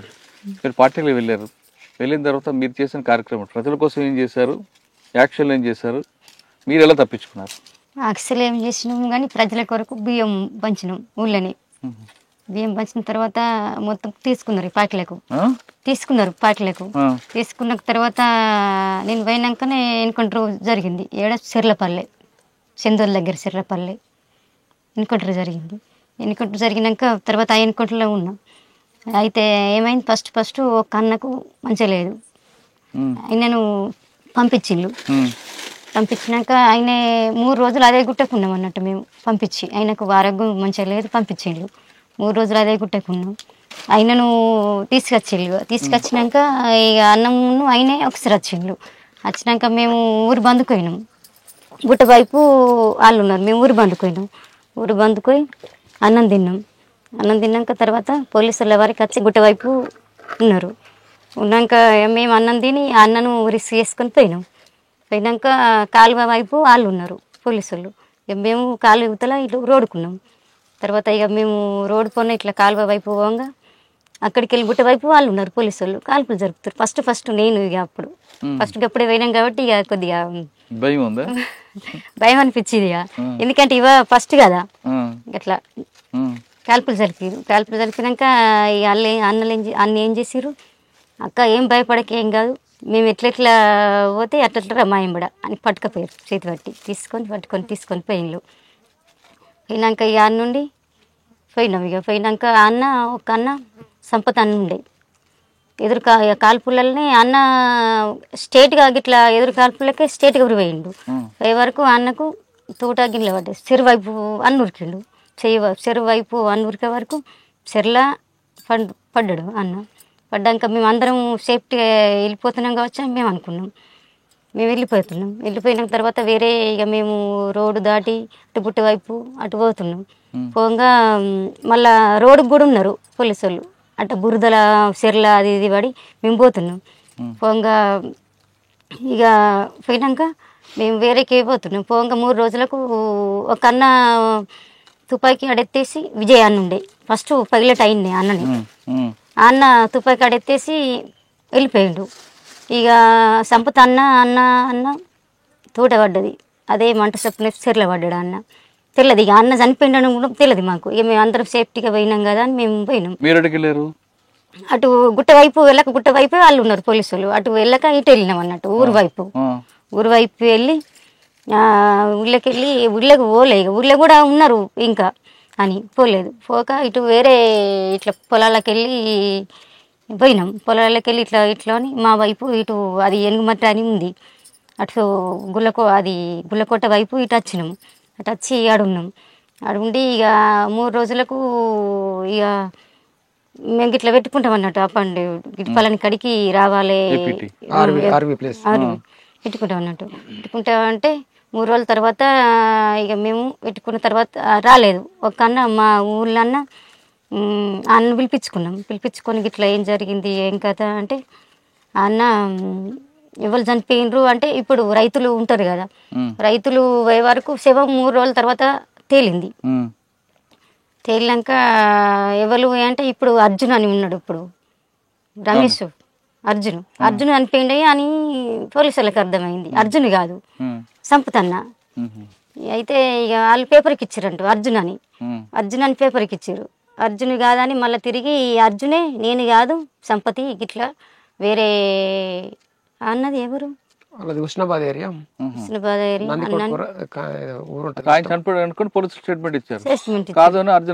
మళ్ళీ ఇచ్చిండు.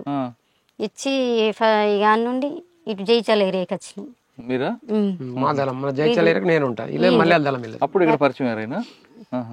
యాస్దలానికి వచ్చినాం. జైచాలకి వెళ్ళి మళ్ళీ నిజామాబాద్ కామారెడ్డి జైచాల ఏరియా. 2000 సంవత్సరంలో ఏమి వచ్చింది.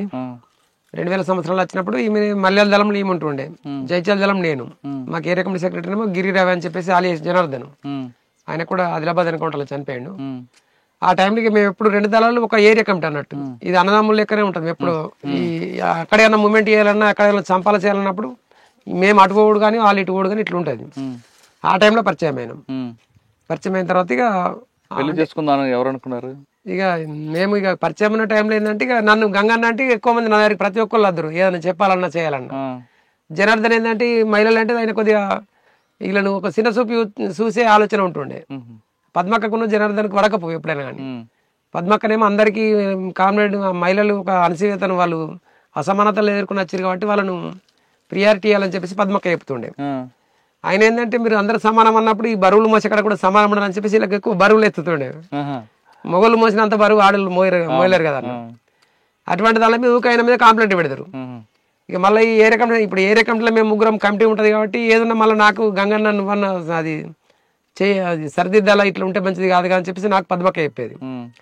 అట్లా కాకుండా పద్మక్క వాళ్ళు ఇప్పుడు రాష్ట్ర కమిటీ జిల్లా కమిటీ మీటింగ్లకు అయినప్పుడు కూడా కొన్ని పేపర్లు ఇచ్చిపోతుండే ఆమె పథకం పెట్టి, మేము ఇక్కడ ఉన్నట్టు కల్పించాలంటే మీరు స్టేట్మెంట్ ఇవ్వండి, ఏదైనా సమస్య మీద అప్పుడప్పుడు స్పందించి స్టేట్మెంట్ ఇవ్వండి అని చెప్పేసి అడ్వాన్స్ సంతకాలు పెట్టి పోతుండే పేపర్లు ఇచ్చి మేమే రాసి ఇస్తుంటే. అంటే పద్మక్క ఏ ఏరియాలో ఉంది అనేది పోలీసులకు కల్పించేటట్టు అట్లా స్వేచ్ఛ ఉంటుండే, అంత స్వేచ్ఛ ఉంటుండే. అందుకే నేను తక్కువ టైంలో నేను పోయిన 96 సంవత్సరం 2003 వరకల్లా ఏరియా కమిటీ సెక్రటరీ పనిచేసి ఇంకా ఉంటే జిల్లా కమిటీ కూడా తీసుకుందామనే చర్చ ఉండే.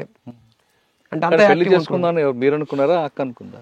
ఇక అంటే ఆమె తెలియక ప్రతి ఒక్కరికి నా దగ్గరికి వస్తుండే. వచ్చినప్పుడు ఇక మాట్లాడుతుంటే ఇక అప్పటికి వేరే ఇంకో శ్రీను అని చెప్పేసి వాళ్ళు పెళ్లి చేసుకున్నారు. ఇట్లా కొన్ని ప్రపోజల్స్ వచ్చినాయి. ప్రపోజల్స్ వచ్చినప్పుడు ఇక మేము కూడా అట్లా మరి పెళ్లి చేసుకున్న ఆలోచనకు మేము వచ్చినాం అన్నట్టు. అంటే ఇక మేము ఇద్దరం అనుకున్నాం పార్టీకి చెప్పారా? ఇద్దరు నిర్ణయించుకొని ఇద్దరు ఇష్టం అయినాకనే పార్టీకి చెప్పినాం. పార్టీకి చెప్తే 6 నెలల టైం ఇచ్చిళ్ళు. 6 నెలల తర్వాత పద్మక్క గాడ్స్ ఉన్నాయి కానీ పద్మక్క గన్మెన్ ఉంటున్నాం. పద్మక్క సమక్షంలో పెళ్ళిందా? పెళ్ళైన తర్వాత మళ్ళీ మీరు అందరూ విడిపోయారా? పెళ్ళైన తర్వాత ఈమె ఇక నేను ఆర్గనైజేషన్ రీత్యా నాకు ప్రమోషన్ వచ్చింది. నేను 2 దళాల కమాండర్ నిజామాబాద్ అయినా కాబట్టి ఈమెను కూడా మళ్ళీ ఇక్కడ ఉంటే ఎట్లా మరి అని చెప్పేసి ఈమెను కామారెడ్డి దళంలో ప్రమోషన్ ఇచ్చి కామారెడ్డి ఎల్జేఎస్ దళంలో ఈమె డిప్యూటీ కమాండర్గా ఈమెను ప్రమోట్ చేసి పంపించారు అన్నట్టు. రామారెడ్డి మండలంలో ఒక ఆయన ఉండేవారమ్మా, మాజీ నక్సలైట్, అప్పుడు అనాలా? ఆయన పేరు చెప్పండి ఒకసారి. ఆయన పేరు కూడా రామారెడ్డి అనుకుంటా. మాచారెడ్డి మండలం కావచ్చు, రామారెడ్డి మండలం కాదు. రామారెడ్డి పెద్ద మేజర్ విలేజ్ అది. అక్కడ పోలీస్ అవుట్ పోస్ట్ అయితే వేల్చింది గుర్తున్నది. ఇంకా చాలా జరిగాయి కదా మీరు కామారెడ్డి, గంభీరాపేట, సిరిసిల్ల రోడ్డు జరిగింది. ఇక్కడ పాకాల దగ్గర కూడా ఇప్పుడు మనకు ఒకసారి మధ్యమాల ఎన్కౌంటర్ లో కూడా మేము ఉన్నాం. మధ్యమాల ఎన్కౌంటర్ వాస్తవంగా అప్పుడు ప్రసాద్ అన్న ఉన్నాడు, చంద్రరాజమౌళి అలియాస్ ప్రసాద్ అన్న. తర్వాత చిట్టిరాజు పాపయ్య అని చెప్పేసి రాజమౌళి అన్న అక్కడ ధర్మవరంలో చనిపోయారు కదా, అక్కడ చనిపోయింది. ఇక్కడ ఈ ఎన్కౌంటర్ లో ఉండే, అప్పుడు మధ్యమాల ఎన్కౌంటర్ లో ఉండే పసులేటి రామరెడ్డి, తర్వాత చంద్ర రాజమౌళి ఉండే, తర్వాత చిట్టిరాజు పాపయ్య అని చెప్పేసి ఏది టేకుమట్ల వరంగల్ జిల్లా సోమన్న పేరుతో పనిచేసాడు.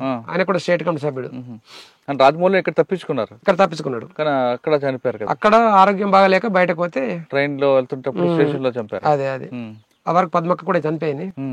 పద్మక్క చనిపోయిన తర్వాత పద్మక్క భర్తనే కదా చంద్రరాజమౌళి, పద్మక్క వాళ్ళ భర్త.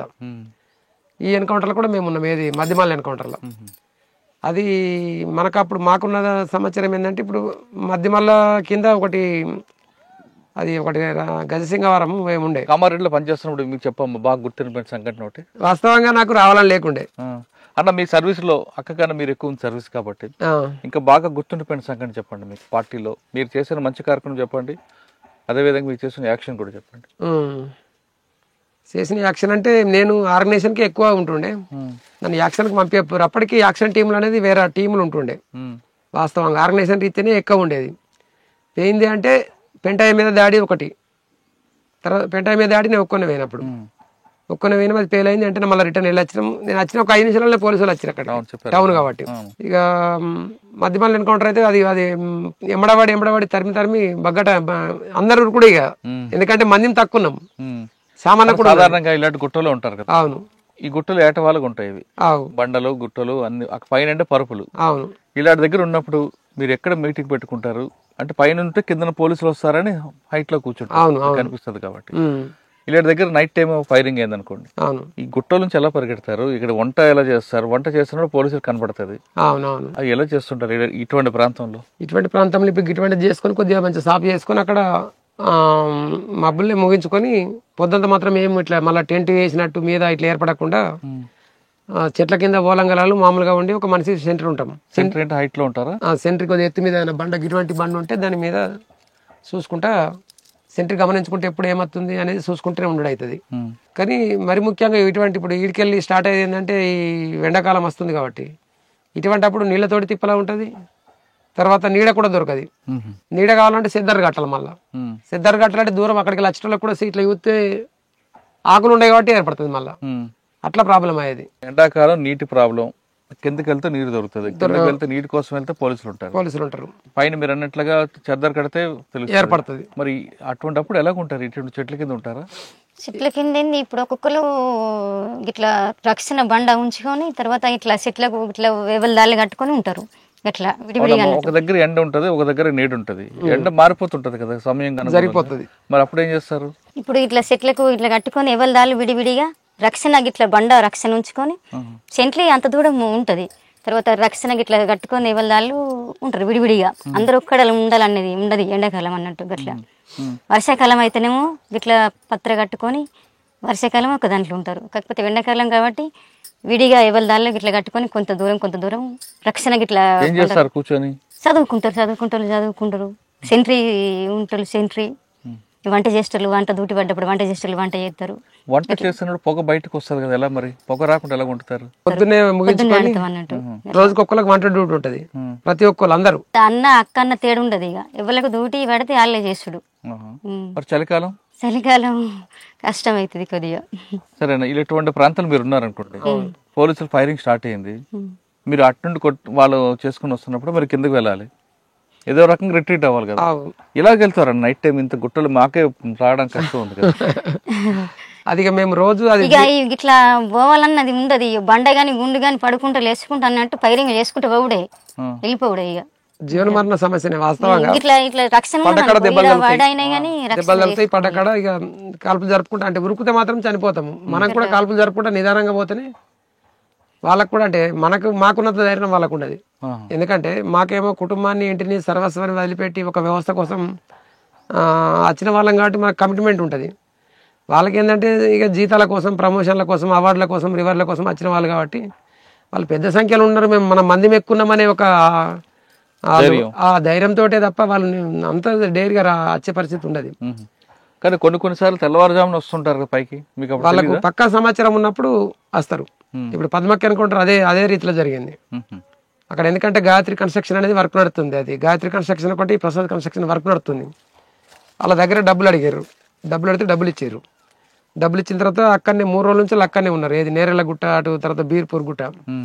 ఆ ఉంటున్న సందర్భంగా అంతకుముందు ఆయనను బెదిరించినాము, మేదారి రవి అని చెప్పేసి నేరెళ్ళ విలేజ్ ఆయన బెదిరించినాము. ఆ బెదిరించిన అయినా వీళ్ళు ఉన్న దళము ఆయన కట్టెలకు వచ్చిండట. ఆయన ఈ సెంట్రీ కూడా నిద్ర లేదు, నిద్ర లేక ఈయన కూరుకుంటా ఇట్లా నిద్ర ఉండదు కాబట్టి కూరుకుంటా సెంట్రీ ఉన్నాడు. గమనించి ఆయన వెళ్ళిపోయాడు. అంతకుముందే పద్మక దళం ఇక్కడ ఉంది అని చెప్పేసి ఇమ్రాన్ అని చెప్పేసి ఒక ఆయన ఆంధ్రప్రభన లేకపోతే ఆంధ్రజ్యోతి ఆయన ఇంతకుముందు నిజామాబాద్ జిల్లాలో పద్మక్క జిల్లా కార్యదర్శి ఉన్నప్పుడు ఒకసారి ఇంటర్వ్యూకి పిలిచినాం ఆయన. ఆ ఇమ్రాన్ అనేటైనా ఇప్పుడు హబీబ్ ఖాన్కు వాళ్ళు చుట్ట కాదు తుర్కు వాళ్ళ ఉంటది కదా, అట్లా ఈయనకు హబీబ్ ఖాన్ సిఐ ఉన్న టైంలో ఆయనకు ఇన్ఫర్మేషన్ ఇచ్చిండు, ఇట్లా పద్మక్క దళం ఉన్నది అని చెప్పేసి ఈయనను పిలిచింది అని చెప్పేసి పిలిచి మాట్లాడుకుని పంపించింది అటు ఇమ్రాన్ అనేటైనను.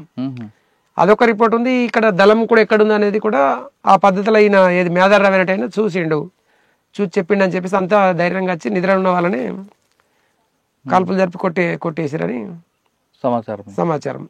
అప్పుడు అక్క వాళ్ళకి తప్పించుకున్న అక్క లక్ష్మక్క, ఆవిడ ఎక్కడున్నారు ఇప్పుడు? అప్పుడు నేను నిజామాబాద్ జిల్లాలో.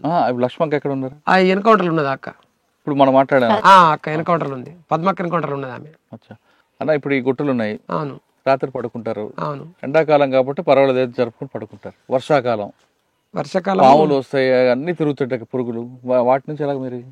వర్షాకాలం ఏంటంటే మేము బాగా వర్షం కొట్టిందంటే టెంట్ వేసుకుంటారు అన్నట్టు. టెంట్ వేసుకుంటే టెంట్లో వండుకుంటారు. ఇదంతా సాఫ్ చేసి టెంట్ ఎత్తారు. టెంట్ ఎత్తి టెంట్లో పాములు వస్తాయి కదమ్మా.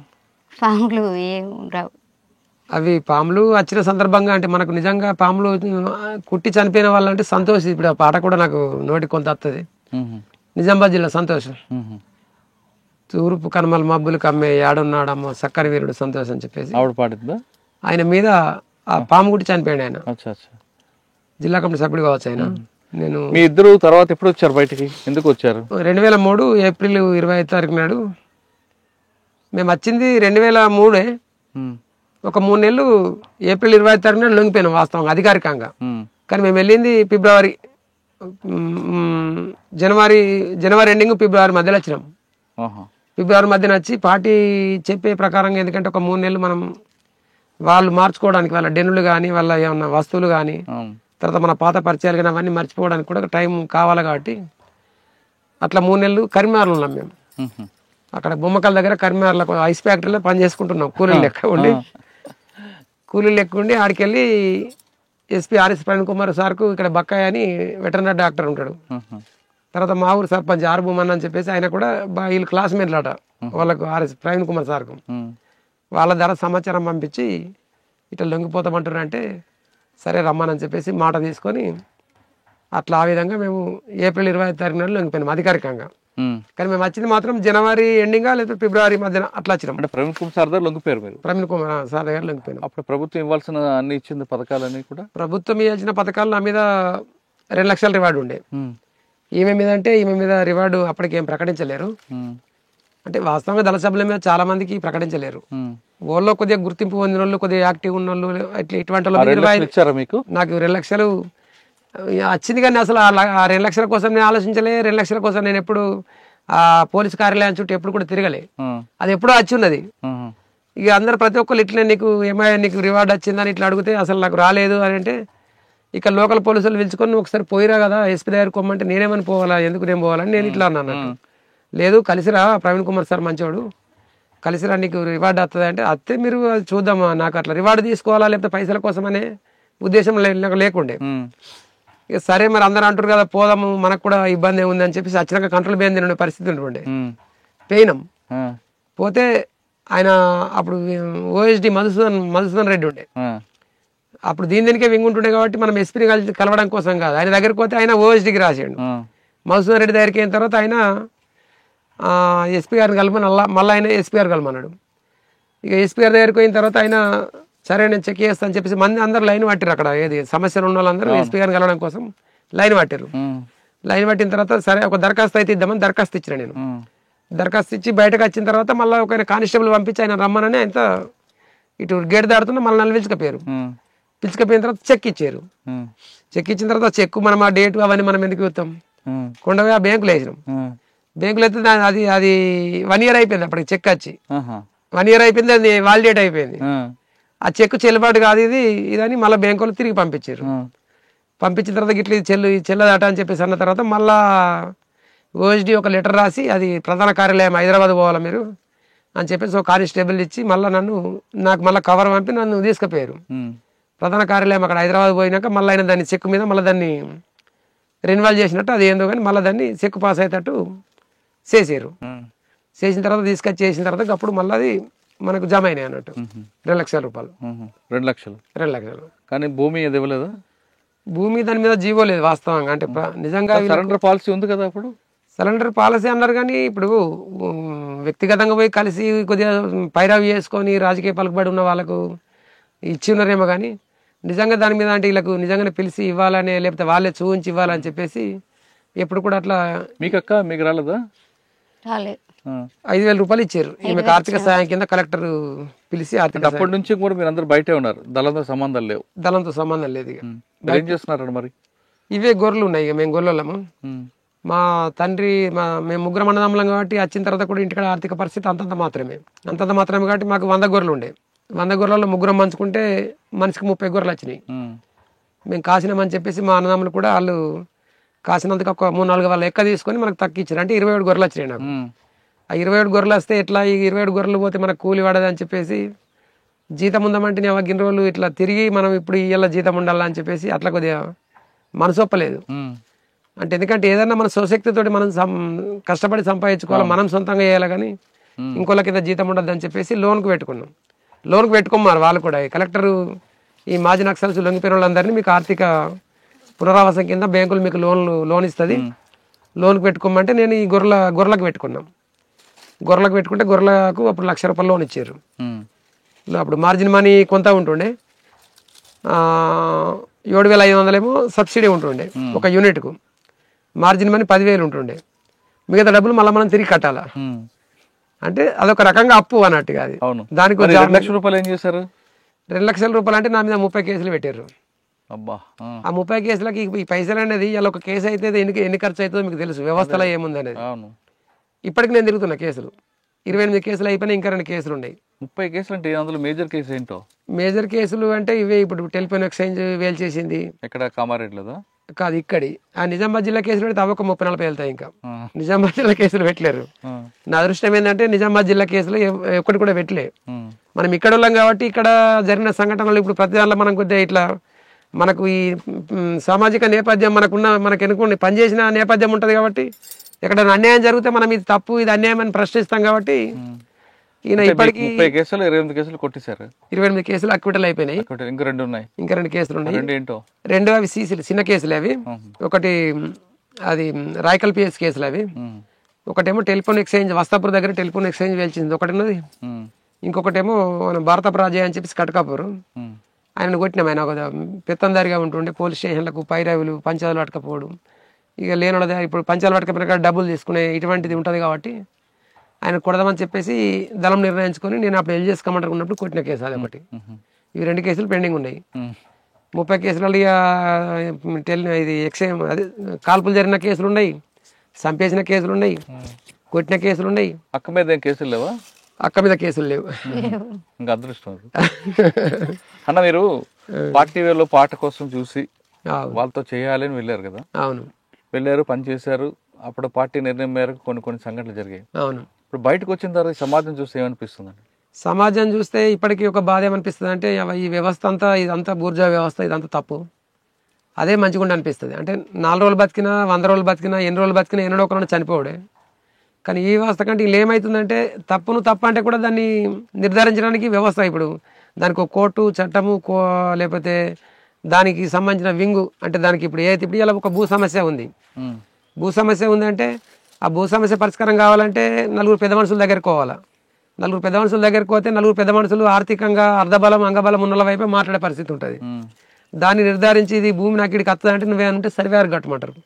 సర్వేయర్ కడితే 4 ఏళ్ళు కాదు 10 ఏళ్ళు అయినా సర్వేయర్ రాడు, మనకు న్యాయం జరగదు. అప్పుడున్న పరిస్థితులు ఏంటంటే ఒక లెటర్ రాస్తే నిజంగా అంటే జెన్యున్గా ఉన్నదానికే రాసేది వాస్తవంగా.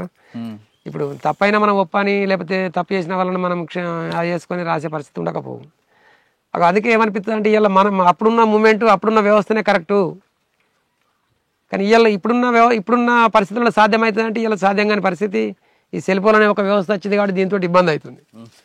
కానీ అప్పుడున్న వ్యవస్థనే మంచిది అనేది నాకు ఇప్పటికున్న బలంగా ఉన్న నమ్మకం. వ్యవస్థ మారుతుంది. అవును, ప్రజలు కూడా కాలానికి అనుగుణంగా మారిపోతున్నారు. మీరు అంటే సెల్ ఫోన్ కి ఎక్కువగా అంకితం అవుతున్నారు. అవునవును. కానీ బుల్లెట్ ద్వారానే సాధించవచ్చు అని మీరు నమ్ముతారు, బ్యాలెట్ ద్వారా సాధించచ్చు రాజ్యం చెప్తుంటారు. అవును, కానీ బ్యాలెట్ మంచిది అంటారు, బుల్లెట్ మంచిది అంటారు. ఇప్పుడు అంటే ప్రజాస్వామ్యబద్ధంగా బ్యాలెట్ మంచిది కదా? ప్రజాస్వామ్యబద్ధంగా బ్యాలెటే మంచిది. కానీ దాంట్లో కూడా ఇప్పుడు ఈ ఓటు నమ్ముకొని ఈ బీర్ సీసకు బిర్యానీ పొట్లకు లొంగిపోయి ప్రజలు తప్పే కదా?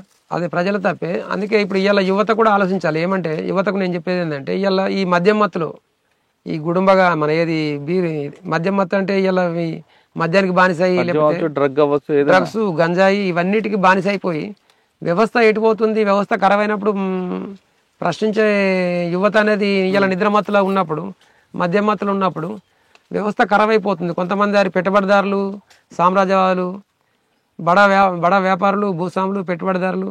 భూస్వాములు అంటే అప్పటి భూస్వాములు కాదు, ఇవాళ ఇంకా వేరే రకాలుగా భూస్వాములు అయిపోయారు. ఇప్పుడు భూస్వామ్య వ్యవస్థ వచ్చింది కదా. అదే ఇప్పుడు అప్పుడు భూస్వాములు అంటే రావుసే భూస్వాములు అనేది కాదు. ఎవరైతే 100 ఎకరాల భూములు ఉండి ఎవరైతే కష్టం చేయకుండా ప్రజల శ్రమశక్తిని దోసుకుంటారో గాలే భూస్వాములు అవుతారు. నిజంగా అంటే మళ్ళీ వాళ్ళు రాసిరు, మేము కూడా చర్చలలో భూస్వాములు అంటే అసలు ఏంది అని అంటే మాకు సర్క్యులర్ రూపకంగా ఇచ్చిన క్లారిటీ ఏంటంటే భూస్వాములు అంటే రావుస్ అనేటోళ్ళే భూస్వాములు కాదు, రావుస్ దాంట్లో కూడా పేదోళ్ళు ఉంటారు. 100 ఎకరాల భూములు ఉండి ఎలాంటి శ్రమ చేయకుండా ప్రజల శ్రమశక్తిని దోసుకొని యంత్రాల ద్వారా పని చేయించుకుని యంత్రాలు కలిగి ఉంటాయి, ప్రజల శ్రమశక్తిని దోసుకుంటారు. వాళ్ళు ఎలాంటి పని చేయరు, పని చేయకుండా వ్యవస్థను మేనేజ్ చేసి వ్యవస్థను నడిపించడంలే భూస్వాములు. పెట్టుబడిదారు వ్యవస్థ, భూస్వామ్య వ్యవస్థ, సామ్రాజ్యవాదం, ఈ 3 ప్రధాన శత్రువులు. ఇప్పుడు చివరిగా మంచి పాట పాడండి. తూరుపు కనుమలు మబ్బులు కమ్మే ఏడున్నాడమ్మో మా సక్కని వీరుడు సంతోషు, ఏడున్నాడమ్మో మా విప్లవ వీరుడు సంతోషు, ఆకాశాన రెపరెపలాడే జెండావై నాడో ఈ అతుకుల గతుకుల బ్రతుకులకు అండాగుంటావా ఈ పేద ప్రజల గుండెలపై. మృత్యువడిలో చేరుతు పెన్ను కాగితమే అడిగావు, మా పెన్నులు తీసి పెట్టాము. కవితలు రాయన్నా నీ మనసులో మాటను వివరిస్తూ. తూర్పు కనుమల్లో సూర్యుడు ఉదయించే, అల్లమ్మ మనోహరుడు తూర్పు కోటలో ఉదయించే. అల్లమ్మ మనోహరుడు తూర్పు కోటలో ఉదయించే. గండి పెళ్లిలో పోలీసు గన్లు దళమును చుట్టూ ముట్టినప్పుడు, దళమును చుట్టూ ముట్టినప్పుడు. గుండు గుండుకు తమ్ముల వెట్టి దమ్ముంటే ముందుకు రమ్మంటూ, దమ్ముంటే ముందుకు రమ్మంటూ. పైరింగు చేస్తూ కాశన్ ఇస్తూ కన్నుల్లోనే నిప్పులు సెరగగా, కన్నుల్లోనే నిప్పులు సెరగగా. ముందుకు వచ్చిన పోలీసు కొడుకులు తోకలు ముడిసి వెనుకకు ఉరికిరి. తూర్పు కనుమల్లో సూర్యుడు ఉదయించే, అల్లమ్మ మనోహరుడు తూర్పు కోటలో ఉదయించే. అల్లమ్మ మనోహరుడు తూర్పు కోటలో ఉదయించే. ప్రాంతీయ తత్వం పనికే రాదని కార్మిక దృక్పథమే ఉండాలని, కార్మిక దృక్పథమే ఉండాలని. జిల్లా హద్దులు దాటినవన్నా తూర్పు గోదావరి ఏరినవన్నా, తూర్పు గోదావరి ఏరినవన్నా. ఏలేశ్వరము నాగులకొండ దళాలకు ధైర్యం పెంచి, దళాలకు ధైర్యం పెంచి. కొండాలలో బ్రతుకుచున్న గోండు ప్రజలకు అండాదండై, గోండు ప్రజలకు అండాదండై. బందుకు వెల్చి దోపిడి గులిసి పేదల రాజ్యం దేవాలన్నవు. తూర్పు కనుమల్లో సూర్యుడు ఉదయించే, అల్లమ్మ మనోహరుడు తూర్పు కోటలో ఉదయించే. గంగన్న అలియాస్ మల్లేశం, మల్లేశం, బర్ల మల్లేశం, బర్ల మల్లేశం, అలాగే alias Ganganna, alias Ganganna, Lakshmi alias Rajeshwari, Rajeshwar అక్క. వీళ్ళందరూ ఇక్కడ భావజాల ప్రభావంతో వెళ్ళారు. వెళ్ళి ప్రజల కోసం నిరంతరం పనిచేశారు. ఆ విధంగా ఇప్పుడు అడవిలో మనం ఉన్నాం. ఇదే అడవిలో వాళ్ళు ఎండనక వాననక చల్లగా ఉండబట్టే ప్రభుత్వాలు కింద దిగాయి. వాళ్ళు ఇక్కడ ఉండి వాళ్ళ స్వార్థంకి పక్కన పెట్టి సమాజ సేవ కోసం, అదే వర్గంలో జరుగుతున్న అన్యాయాలకు కనుక వాళ్ళకి అరికట్టాలనే ఉద్దేశంతో వాళ్ళు చేసిన కార్యక్రమం వల్ల ప్రభుత్వాల కిందకు వచ్చి గ్రామ ప్రజలకి మౌలిక సదుపాయాలు కల్పించాలంటూ ఎలాంటి సందేశం లేదు. ఇప్పుడు మనం చూస్తున్న గుట్టల్లో వాళ్ళు ఎండనక వాననక ఉన్నారు. చలికాలం ఇక్కడే, వర్షాకాలం ఇక్కడే, అదేవిధంగా ఎండాకాలం ఇక్కడే. ఎండాకాలం చాలా కష్టాలు ఉంటాయి. అయినా కష్టాలు అనిపిస్తూ పేద ప్రజలు పేద ప్రజలే కాకుండా బడుగు బలహీన వర్గాల అభివృద్ధి కోసం వాళ్ళ కృషి చేశారు. ఆ విధంగా చేయబట్టి ఈ స్థాయికి వచ్చింది. కానీ ఇప్పుడు వాళ్ళు చెప్తున్నారు, ఇప్పుడున్న యువత అటువంటి కార్యక్రమం లేకుండా కేవలం స్వార్థం కోసం ఉండి వాళ్ళ స్వార్థం కోసం వ్యసనాలకు బలై సమాజం కోసం ఏం ఆలోచించట్లేదు. కాబట్టి ఇప్పటికైనా యువత మార్చి వాళ్ళు కూడా సమాజ సేవ కోసం, సమాజ శ్రేయస్ కోసం పనిచేయాలంటూ ఆ దంపతులు కోరుతున్నారు. ఇది గంగన్న అలియాస్ లక్ష్మక్కతో ఎక్స్క్లూజివ్ ఇంటర్వ్యూ. వచ్చే వారం మరో గెస్ట్తో మళ్ళీ కలుద్దాం. అంతవరకు నమస్తే. థ్యాంక్ యూ అన్న, థ్యాంక్ యూ వెరీ మచ్.